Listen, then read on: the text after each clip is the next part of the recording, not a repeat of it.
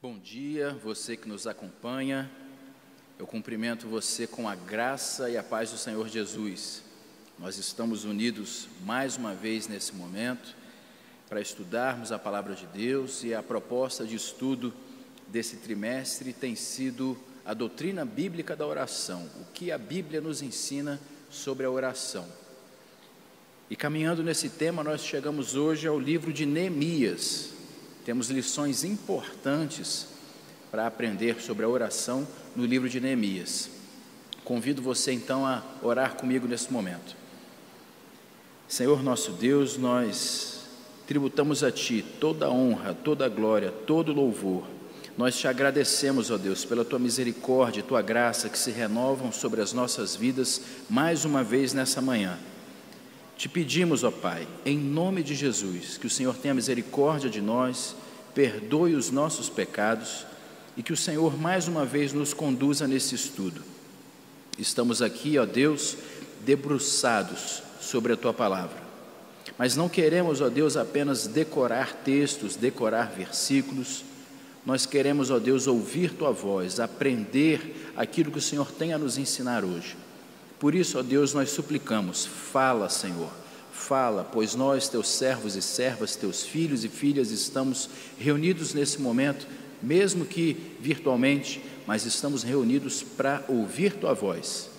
É assim que nós oramos, ó Deus, clamando e já agradecendo, porque nós oramos no nome acima de todo nome, o nome do Teu Filho, nosso Senhor e Salvador, que é Jesus. Amém. Meus irmãos, então hoje nós vamos prestar atenção aqui no livro de Neemias, para buscar as lições sobre o que é a oração e como devemos orar.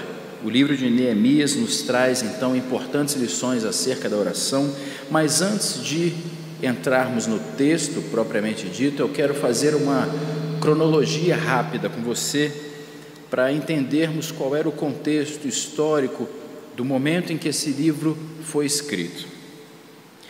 No ano de 924 a.C., morre Salomão, filho de Davi. Salomão, terceiro rei de Israel, morre, e após a morte de Salomão, no ano de 924 a.C., após a morte dele, o reino de Israel então se divide. O reino do norte e o reino do sul. O reino do norte, também chamado de reino de Israel, com a capital em Samaria. Reino do sul, também chamado de reino de Judá, com a capital em Jerusalém. Dividido então o reino de Israel, e no ano de 722 a.C., o Império Assírio vai conquistar o reino do norte. Passado mais algum tempo, no ano de 586 a.C., agora o Império Babilônico vai conquistar o reino de Judá, cuja capital era Jerusalém. Isso está descrito lá no segundo livro dos Reis, capítulo 25. Israel, então, o reino de Judá, é levado ao cativeiro, e no ano de 539 a.C., a Pérsia, então, conquista a Babilônia. E Ciro, o imperador persa, vai liberar os judeus para retornarem para Jerusalém. E então nós temos a chamada primeira leva desse retorno do cativeiro, em 539 a.C. No ano de 515 a.C., lembrando que essa contagem é sempre decrescente, porque ela vem rumo ao número zero, então em 515 a.C., o templo em Jerusalém é reconstruído, é o chamado segundo templo, ou também templo de Zorobabel, que foi quem liderou essa reconstrução do templo em Jerusalém. Isso no ano de 515 a.C. No ano de 457 a.C., mais algum tempo passado, Esdras vai ser enviado a Jerusalém para coordenar, para chefiar, supervisionar toda a adoração, a prestação de culto ao Senhor, no ano de 457 a.C. E no ano de 444 a.C., surge então Neemias, esse que dá nome ao livro que nós vamos abordar hoje. Neemias, cujo nome em hebraico é Nehemiah, que significa Jeová consola, Jeová conforta, Jeová é o meu deleite, a minha alegria. E é muito propício o significado do nome de Neemias, exatamente pelo que nós temos descrito aqui no início do livro de Neemias. Capítulo 1, dos versos 1 a 4, nós temos a situação que vai iniciar esse livro. As palavras de Neemias, filho de Acalias: no mês de Quisleu, no ano 20º, estando eu na cidadela de Suzã, veio Anani, um de meus irmãos, com alguns de Judá. Então lhes perguntei pelos judeus que escaparam e que não foram levados para o exílio e acerca de Jerusalém. Disseram-me: os restantes que não foram levados para o exílio e se acham lá na província estão em grande miséria e desprezo. Os muros de Jerusalém estão derrubados e suas portas queimadas. Tendo eu ouvido essas palavras, assentei-me, chorei e lamentei por alguns dias, e estive jejuando e orando perante o Deus dos céus. Neemias então vai receber essa notícia. Ele recebe a notícia da desolação que havia em Jerusalém naquele tempo. Isso traz profunda tristeza ao coração de Neemias, e nós já vemos aqui o primeiro aspecto da oração de Neemias com o qual nós precisamos aprender. Uma oração triste e constante. Dos versos 1 a 4, nós vimos as más notícias que Neemias recebeu, especialmente no verso 4, diz o próprio Neemias, que esteve jejuando e orando perante o Deus dos céus. Neemias passou então dias em jejum e oração, uma oração intensa, constante e sofrida pela sua pátria, por Jerusalém, a capital do reino de Judá. E aqui, duas observações. A primeira: a tristeza de Neemias era pela degradação do pecado, da idolatria, da apostasia que estavam ali evidenciados pela destruição de Jerusalém.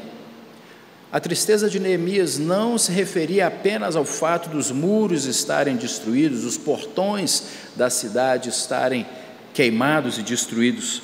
A tristeza no coração de Neemias era por causa da degradação do pecado, da idolatria, da apostasia, ou seja, do abandono dos caminhos de Deus, que o povo então passou a viver e que foi a causa do cativeiro, que foi a causa da destruição da cidade de Jerusalém. Perceba que a tristeza de Neemias não se dava apenas por causa dos muros derrubados. Não eram apenas os muros de Jerusalém que estavam destruídos. O reino de Judá, o povo de Deus, abandonou os caminhos do Senhor e tinha perdido todos os limites. E aqui é importante nós entendermos o seguinte: naquele tempo, naquele contexto, o que definia uma cidade eram seus muros. O que limitava uma cidade eram seus muros, os seus portões, era a identidade de uma cidade. Assim como a cidade de Jerusalém tinha perdido a sua identidade por causa dos muros derrubados, aquilo que caracterizava aquela cidade havia sido derrubado, os seus limites tinham sido retirados. Da mesma forma, o povo de Deus, por causa do pecado, por causa da idolatria, por causa da desobediência à palavra de Deus, o povo de Deus também não tinha mais os seus limites. Todos os limites haviam sido perdidos, haviam caído por terra, e por isso a situação tão degradante que levou ao cativeiro e que agora era evidenciada por essa total destruição de uma cidade que sequer podia se dizer cidade, porque não tinha nem muros, não tinha os seus portões. Isso nos faz pensar sobre hoje. Hoje, eu e você, nós somos chamados pelo Senhor, por meio da sua palavra, para orar. Somos chamados pelo Senhor para interceder pela nossa pátria. A Bíblia nos orienta claramente a orarmos, a intercedermos pelos governantes e pelas autoridades. E eu peço que você rapidamente abra sua Bíblia na primeira carta de Paulo a Timóteo, 1 Timóteo, capítulo 2. Nós temos o texto que nos conclama, que nos chama, que nos convoca a orarmos e intercedermos pelos governantes e autoridades da nossa pátria. 1 Timóteo, capítulo 2, dos versos 1 a 4, diz o texto: Antes de tudo, pois, exorto que se use a prática de súplicas, orações, intercessões, ações de graças em favor de todos os homens, em favor dos reis e de todos os que se acham investidos de autoridade, para que vivamos vida tranquila e mansa, com toda piedade e respeito. Isso é bom e aceitável diante de Deus, nosso Salvador, o qual deseja que todos os homens sejam salvos e cheguem ao pleno conhecimento da verdade. Eu e você, então, somos chamados, convocados por Deus por meio da sua palavra, para orarmos e intercedermos em favor dos governantes e das autoridades, não apenas para termos uma vida tranquila e mansa, mas também para que essas pessoas sejam salvas. É desejo de Deus que todas as pessoas o conheçam e o reconheçam como Senhor e Salvador. Mais ainda, a palavra de Deus nos chama a orarmos pelo bem da nossa nação. Eu peço que você abra sua Bíblia agora no livro de Jeremias.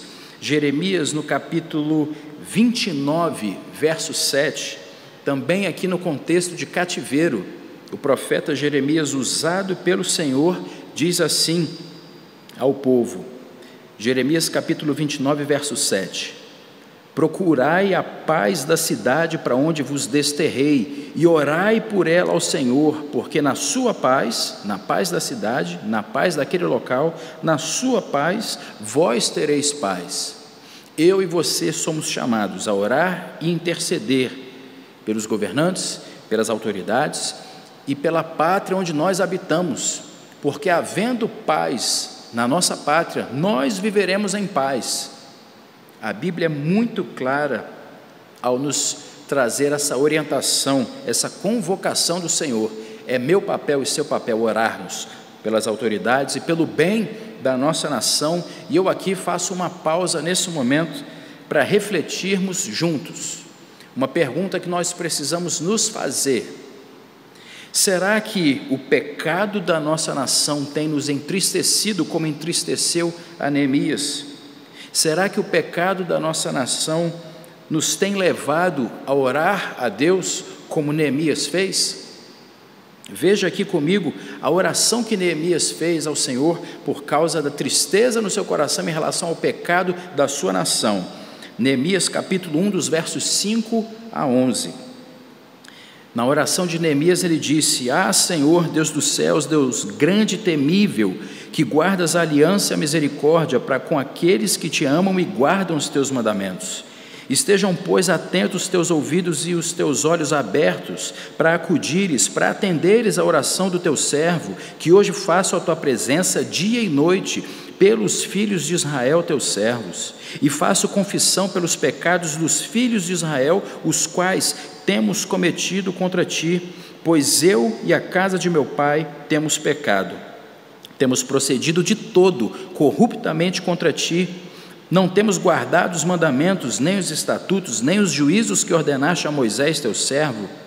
Lembra-te da palavra que ordenaste a Moisés, teu servo, dizendo: se transgredirdes, eu vos espalharei por entre os povos, mas se vos converterdes a mim e guardardes os meus mandamentos e os cumprirdes, então ainda que os vossos rejeitados estejam pelas extremidades do céu, de lá os ajuntarei e os trarei para o lugar que tenho escolhido, para ali fazer habitar meu nome. Estes ainda são teus servos e o teu povo que resgataste com teu grande poder e com tua mão poderosa. Ah, Senhor, estejam, pois, atentos os teus ouvidos à oração do teu servo e a dos teus servos que se agradam de temer o teu nome. Concede que seja bem sucedido hoje teu servo e dá-lhe mercê perante esse homem. E nesse tempo eu era copeiro do rei. Perceba a oração sincera, intensa que Neemias fez por causa do pecado do povo. E novamente eu pergunto: será que o pecado da nossa nação nos tem entristecido como entristeceu a Neemias?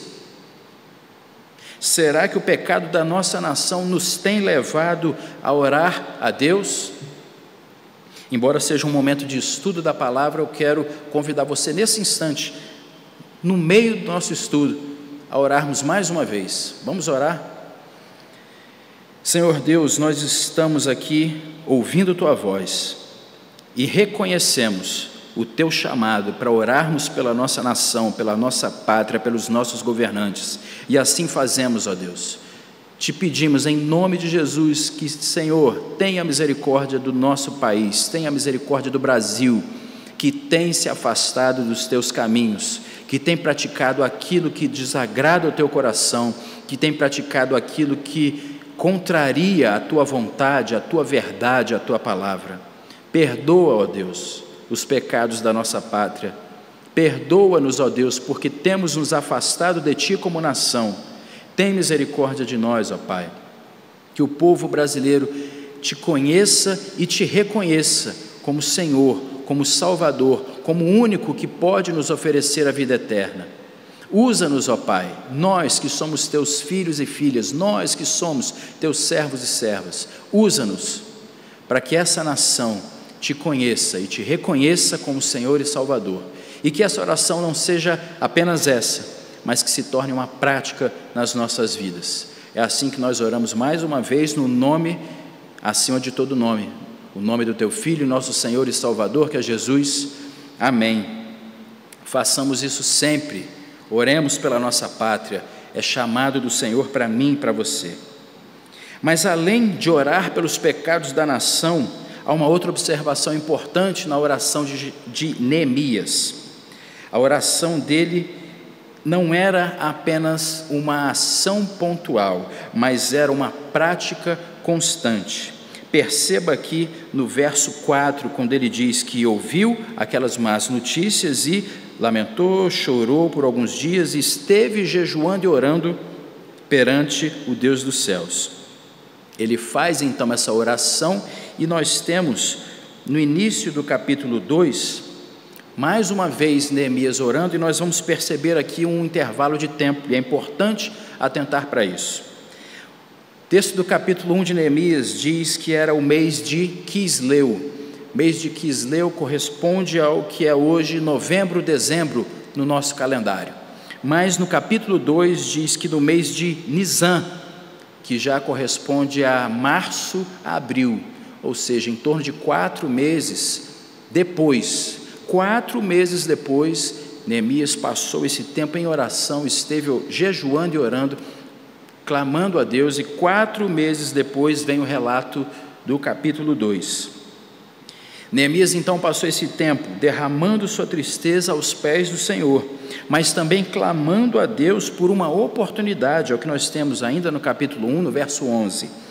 Ele pede, no final do verso 11, concede que seja bem sucedido hoje teu servo, o próprio Neemias, dá-lhe mercê perante esse homem, e nesse tempo eu era copeiro do rei. Neemias queria uma oportunidade diante do rei Artaxerxes, para que pudesse pedir sobre aquela situação tão triste que havia em Jerusalém. Mais do que clamar pela nação, Neemias também estava ali clamando a Deus por uma oportunidade. Neemias era copeiro do rei. Esse era um alto cargo, era um cargo de absoluta confiança. Neemias provava aquilo que o rei comia e bebia, antes que o rei então comesse e bebesse. Era muito próximo do rei Artaxerxes, e ele então, sendo copeiro do rei, pediu a Deus uma oportunidade, e essa oportunidade chega então 4 meses depois. Será que eu e você temos tido essa perseverança de orar por um tempo que nós não sabemos quanto tempo vai durar? Neemias então passou orando durante esses 4 meses, clamando a Deus por uma oportunidade que chegou 4 meses depois. E aí nós temos nos versos 4 e 5 do capítulo 2, mais uma oração que Neemias vai fazer. Ele se achega à presença do rei, que era o seu trabalho. O rei percebe a tristeza no semblante de Neemias, e ele diz: você não está doente, isso só pode ser tristeza de coração. E Neemias então vai falar ao rei. No verso 3 ele diz: como não estaria triste o meu rosto se a cidade onde estão os sepulcros de meus pais está assolada e tem as portas consumidas pelo fogo. Neemias diz isso, e no verso 4 o rei pergunta a Neemias: o que me pedes agora? E diz o texto que Neemias orou. Então orei ao Deus dos céus e disse ao rei. Veja que interessante.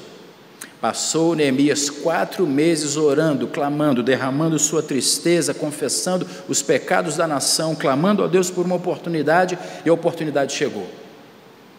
Mas diz o versículo aqui, que ele rapidamente orou ao Deus dos céus e disse ao rei. Essa oração então é uma oração rápida, é uma oração imediata, uma oração instantânea.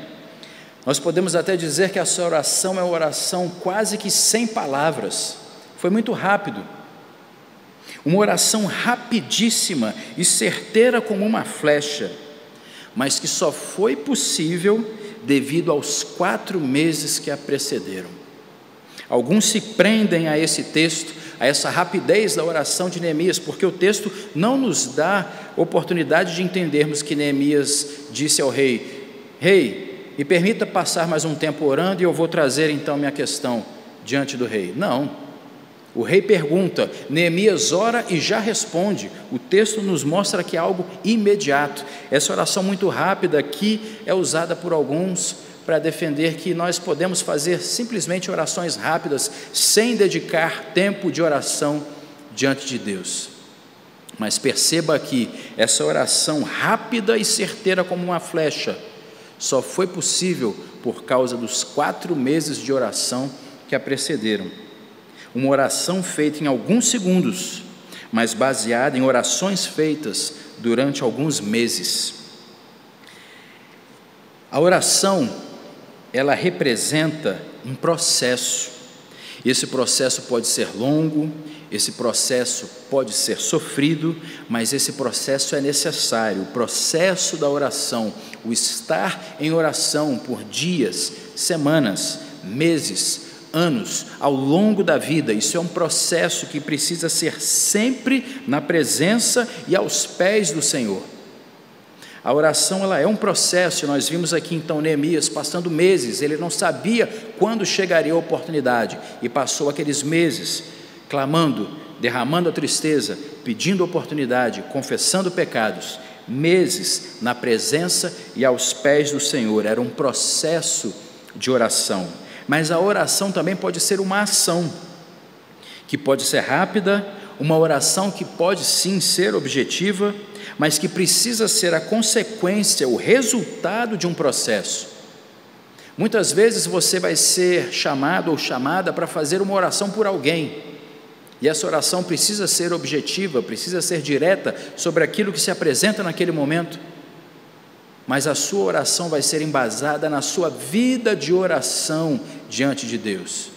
As muitas e muitas vezes que você coloca a sua vida diante do Senhor, clamando a Ele por oportunidade para apresentar às pessoas a palavra de Deus, para ser bênção na vida das pessoas, e muitas orações feitas nesse sentido vão ser respondidas, muitas vezes, numa situação em que uma oração rápida e objetiva precisa ser feita. A oração é sim um processo, a oração é sim também uma ação, mas uma ação baseada em todo esse processo.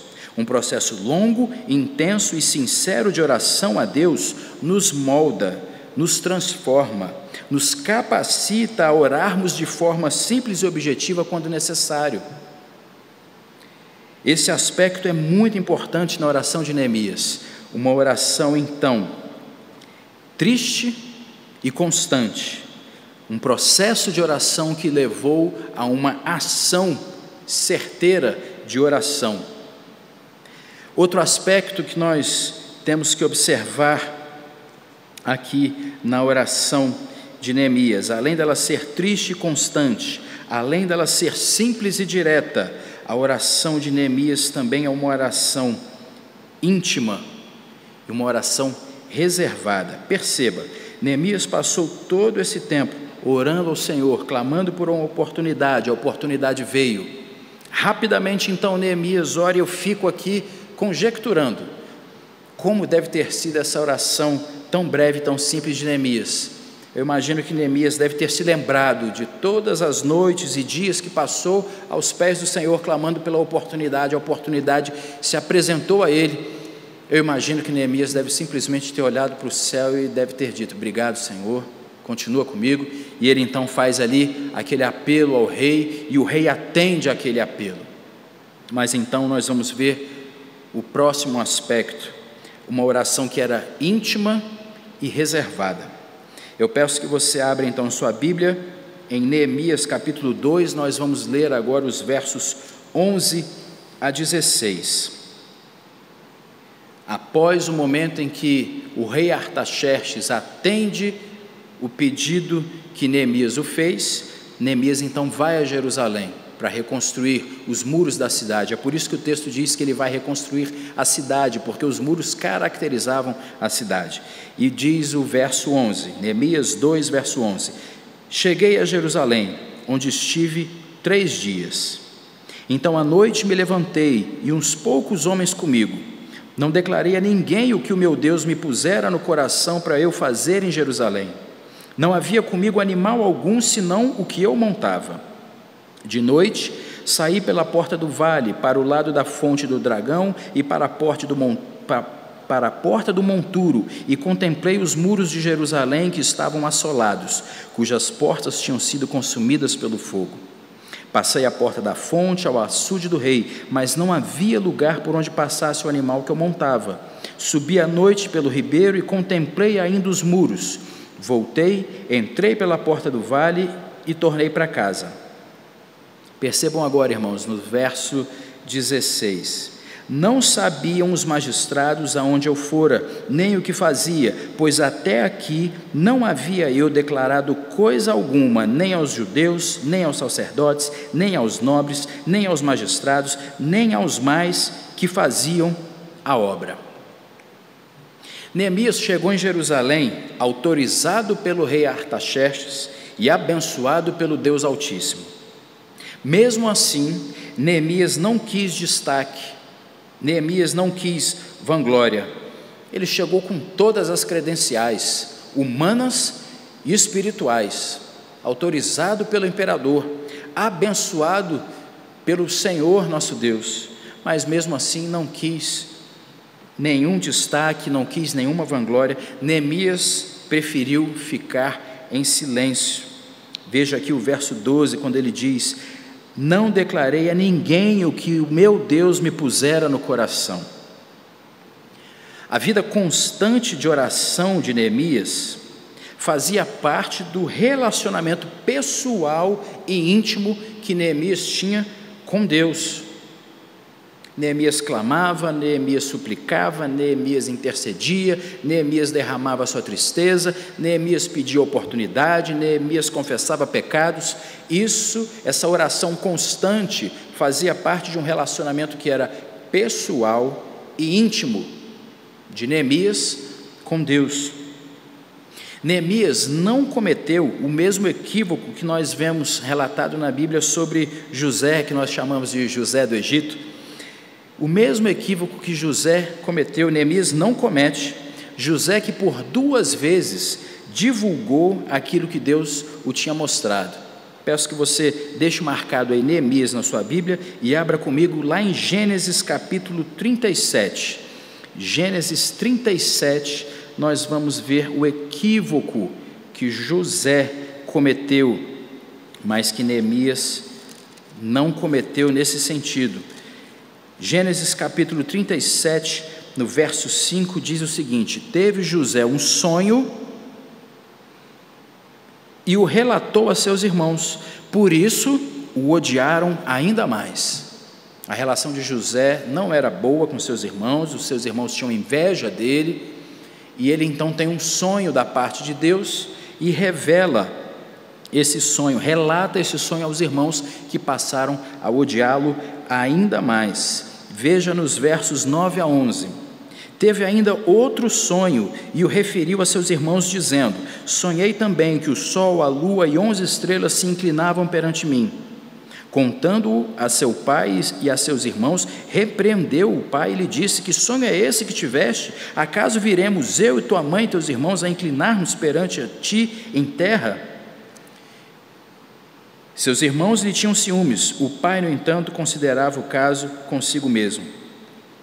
Vejam aqui que José cometeu esse erro de receber uma palavra de Deus por 2 vezes, por meio de sonho, e relatou. E por ter relatado, nós sabemos que José viveu ali situações terríveis, muito difíceis. Deus usou essas situações, sim, para cumprir seu propósito, mas José aqui estava equivocado em fazer daquela forma. Neemias não cometeu o mesmo erro, não divulgou aquilo que Deus tinha colocado no seu coração para fazer em Jerusalém. Neemias, na verdade, já praticava aquilo que Jesus veio ensinar quase 500 anos depois. Nós temos em Mateus, Evangelho de Mateus, no capítulo 6, que faz parte de um momento importante de ensino do Senhor Jesus, que nós chamamos de Sermão do Monte. Jesus passou a ensinar seus discípulos, e no capítulo 6, verso 6 do Evangelho de Mateus, Jesus disse o seguinte: tu, porém, quando orares, entra no teu quarto e, fechada a porta, orarás a teu pai que está em secreto, e teu pai que vê em secreto te recompensará. Neemias já praticava o que Jesus veio ensinar quase 500 anos depois. Neemias já fazia aquela oração reservada, como Jesus tinha dito: entra no teu quarto, fecha a porta, ora em secreto, e teu pai que vem em secreto te recompensará. Jesus estava falando sobre uma prática muito comum naquele tempo, das pessoas orarem publicamente para serem vistas. O problema não é orar publicamente, nós já fizemos isso aqui 2 vezes e ainda vamos fazer mais uma. O problema não é esse, o problema é orar publicamente apenas para ser visto pelas pessoas em volta. Jesus então estava mostrando a importância de um relacionamento pessoal e íntimo de oração com o Senhor, e Neemias já vivia aquilo, não divulgava o que Deus colocava no seu coração, e tinha então essa oração íntima e reservada. Perceba, meu irmão, minha irmã, embora a Bíblia ensine que na multidão dos conselheiros está a sabedoria, isso está lá em Provérbios 11, 14, há ainda certos assuntos que precisamos tratar apenas com Deus e com mais ninguém.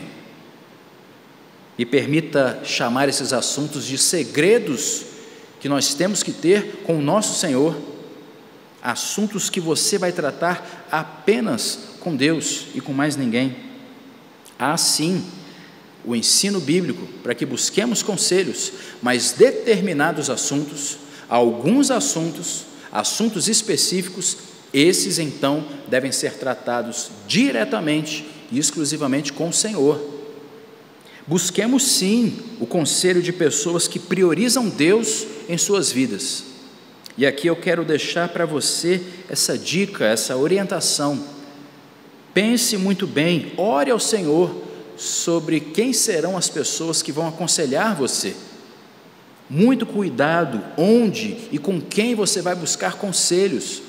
Busque sim conselhos, a palavra de Deus ensina, orienta a buscarmos conselhos, mas busque esses conselhos com pessoas que priorizam Deus em suas vidas. Senão os conselhos que você vai receber são conselhos que não vão priorizar a palavra de Deus, não vão priorizar a vontade de Deus.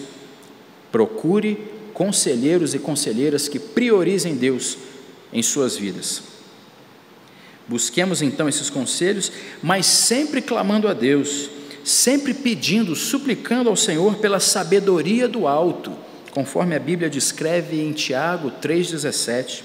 Essa sabedoria do alto é necessária para nós entendermos quais assuntos precisam ser tratados única e exclusivamente com Deus, por meio de uma vida de oração. Perceba aqui o que Neemias nos ensina com essa postura. Ele, que era um homem de oração, que orava em todo o tempo, constantemente, colocava diante do Senhor tudo aquilo que ia no seu coração, conseguia orar por um tempo prolongado e também conseguia orar rapidamente e objetivamente, mas também entendia que certos propósitos, certos assuntos e certas questões eram para ser tratadas apenas, única e exclusivamente com o Senhor. Que essa mesma sabedoria esteja sobre a minha vida e sobre a sua vida. Peçamos ao Senhor, supliquemos a Deus essa sabedoria, para entendermos quais assuntos devam ser tratados apenas com Ele. Nós temos então esses 3 aspectos da oração de Neemias que precisamos aprender, que precisamos imitar. Que a oração triste e constante, simples e direta, íntima e reservada de Neemias com o Senhor, sirva de exemplo para todos nós. Neemias se entristeceu com o pecado da nação, tendo a oportunidade de pedir a Deus progressão e crescimento na sua carreira. Um alto funcionário do rei, Neemias se entristeceu com o pecado do seu povo. Neemias não estava triste apenas com muros caídos e portões queimados. Neemias estava triste com o que aquilo ali representava, a degradação moral e espiritual do seu povo. E ele então clama a Deus numa oração triste e constante. Neemias ora também de forma simples e direta, porque tinha vida de oração com Deus. Neemias não tinha assuntos atrasados com o Senhor, Neemias não tinha assuntos pendentes com o Senhor. Neemias era, portanto, capaz de fazer uma oração muito simples e rápida. Neemias tinha uma vida de oração íntima e reservada com Deus, intimidade. Que essa oração de Neemias, essa vida de oração de Neemias, seja então exemplo para mim, exemplo para você. E eu convido você mais uma vez a orarmos juntos, nesse momento, clamando ao Senhor por tudo isso que aprendemos aqui agora. Vamos orar? Senhor nosso Deus, a Tua palavra é poderosa, a Tua palavra é eterna, a Tua palavra nos transforma, muito mais do que nos informar, ela serve para nos transformar. Deus amado, que lições importantes encontramos aqui no livro de Neemias e ficamos apenas nos 2 primeiros capítulos, mas são lições tão importantes, tão necessárias para nós em todo o tempo. Deus amado, que possamos fazer como Neemias, que o pecado da nossa nação nos entristeça, mesmo que estejamos bem, porque Neemias estava muito bem, num alto posto. Neemias era um homem próspero, perto daquele imperador com tanto poder, mas ainda assim Neemias estava triste por causa do pecado do seu povo. Senhor, que também seja assim conosco, que o pecado da nossa nação nos entristeça, que não seja para nós algo normal e natural, que o pecado da nossa nação nos entristeça e que possamos cumprir o nosso papel, como vimos aqui, que a Tua palavra nos convoca a orar pela nossa nação, a orar pelos nossos governantes, seja qual for a nossa preferência política, ó Deus. Antes de termos uma preferência política, temos um chamado do Senhor para nossas vidas. Antes da nossa cidadania brasileira, temos a cidadania dos céus, e é por isso que temos que cumprir o nosso papel. Ajuda-nos, ó Deus, nos faz arder em nosso coração esse desejo de orarmos a Ti, clamando por misericórdia da nossa pátria, por misericórdia da nossa nação, do povo brasileiro, que arda no nosso coração sempre o desejo de orar intercedendo por governantes, por autoridades, não só para que tenhamos uma vida tranquila e calma, mas para que essas pessoas Te conheçam, para que essas pessoas abram o coração para Ti e recebam a salvação que só é possível em Cristo Jesus. Deus amado, que a nossa vida de oração seja constante, que nós possamos viver esse processo de oração, um processo que é longo, que muitas vezes é dolorido, mas que é tão necessário para nós, e que entendamos, ó Deus, que o processo da oração não muda a Tua opinião, nem muda a Tua vontade. O processo da oração muda as nossas vidas, muda a nossa compreensão dos problemas que colocamos diante de Ti. A oração não Te transforma, ó Deus, a oração nos transforma, nos adequa à Tua vontade. Que esse processo de oração seja então usado, ó Deus, para nos adequar a Ti, para nos colocar mais próximos de Ti, mais perto daquilo que o Senhor espera de cada um de nós. Deus amado, que todos nós tenhamos a capacidade de orar de forma simples e objetiva por aqueles que nos pedem oração, em situações em que uma oração muito rápida precisa ser feita. Ó Deus, que não deixemos de orar por pressa para resolver algo, mas até na pressa, até na agilidade, possamos também orar como Neemias orou, mesmo que seja com poucas palavras, mesmo que seja com um olhar sendo levantado aos céus onde Tu habitas, Senhor. Nos ajuda a orarmos, a termos essa vida de oração. Nos ajuda também, ó Deus, a termos uma vida de oração íntima, reservada contigo, que tenhamos sim intimidade, que tenhamos sim, ó Deus, assuntos que tratemos apenas com o Senhor, assuntos que coloquemos apenas em Tuas mãos, pois não são pessoas, não são autoridades, não são poderes desse mundo que podem nos conceder qualquer coisa que não venha antes do Senhor. A nossa vida é governada por Ti, ó Deus.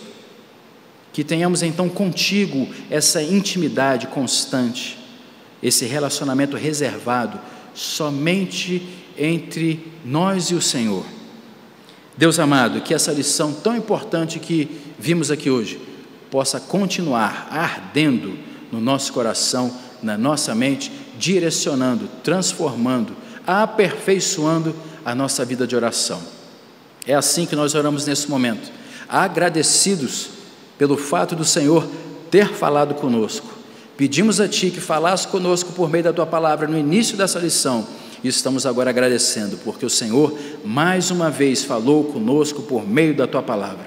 É por isso então que nós Te agradecemos, no nome do Teu Filho e nosso Senhor e Salvador, que é Jesus. Amém. Nós vamos encerrar esse estudo aqui hoje. Convido você a continuar participando conosco. Às 10h15 nós vamos continuar louvando, engrandecendo, cultuando ao nosso Deus. Então participe conosco do culto de adoração ao Senhor às 10h15. Que o Senhor abençoe poderosamente a sua vida e a sua família.